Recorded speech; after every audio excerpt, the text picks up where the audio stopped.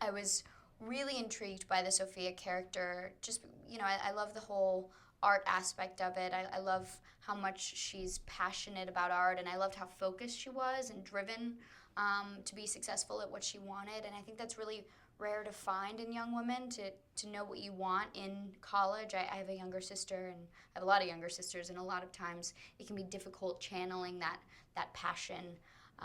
And so I was drawn to the fact that Sophia was already so goal oriented.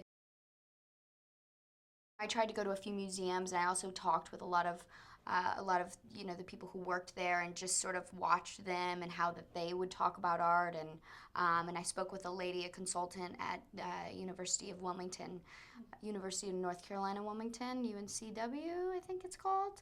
And her name was Amy, and she consulted a lot on the film, actually, just to make sure that everything was accurate. And she gave me a couple books to read, so I did my fair share of research for this film.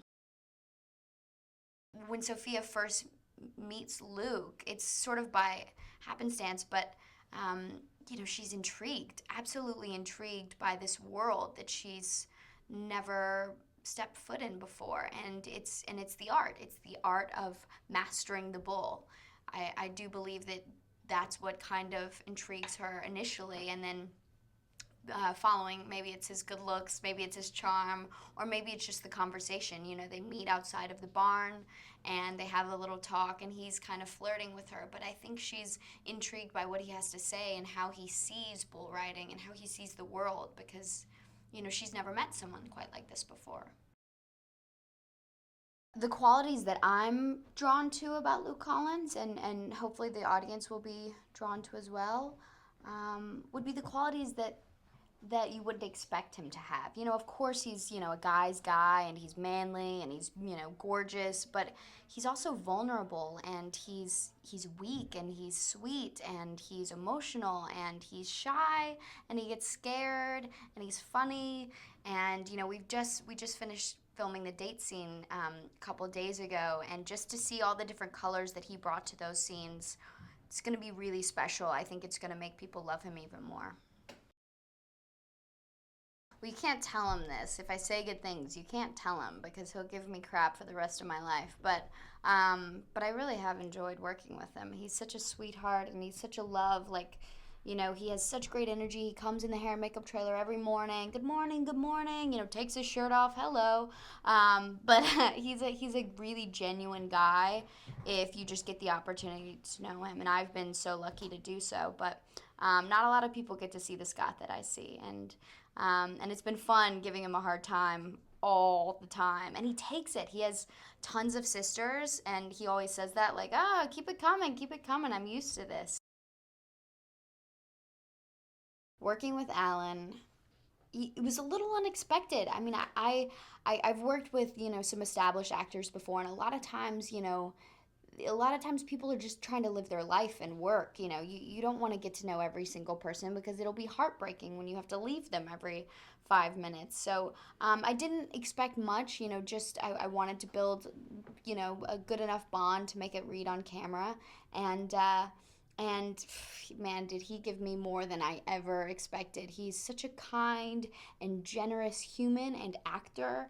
I learned so much about life and this business just through his eyes. I mean, it really did parallel the film so beautifully, because I'm constantly just on the edge of my seat, like, just keep talking, keep talking, keep talking. And I think that's sort of how Sophia is as well. She's just always wanting to hear more and learn from his experiences, and hopefully, take that and use it for her own life. He's really kept this film alive emotionally, his energy, just his physicality. He's constantly right there beside us. He's in the scenes with us every single day. And what's so funny, when we first started working together, I didn't realize, the way that he would be until I would see him behind the actors, like saying the words, getting excited, doing the hand motions, and he just was full of life every single time. And now I'm getting used to it, but you always know when you're doing a good job if he's nodding his head and he's going along literally in your eye line.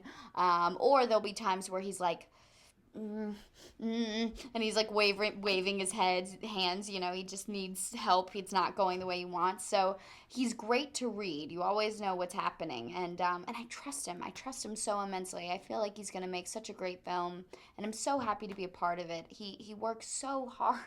I've never been a part of a film where the director has worked as hard as George has. I really do believe he's the hardest working director I've worked with, and he he's great at what he does. I think he's gonna make a good movie.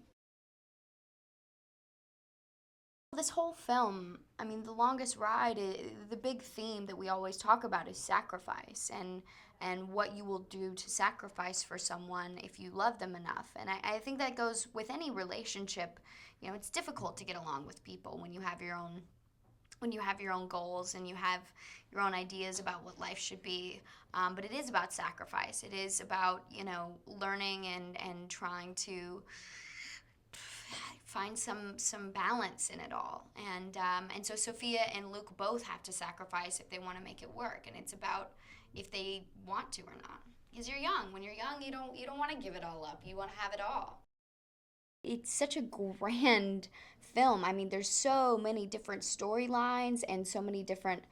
I mean, the PBR alone was just such a huge ordeal, and then we have, you know, Black Mountain and the art, and then we have, you know, these flashbacks of this love story, and then we have, you know, the story with Sophia and Luke. So it's sort of a huge film.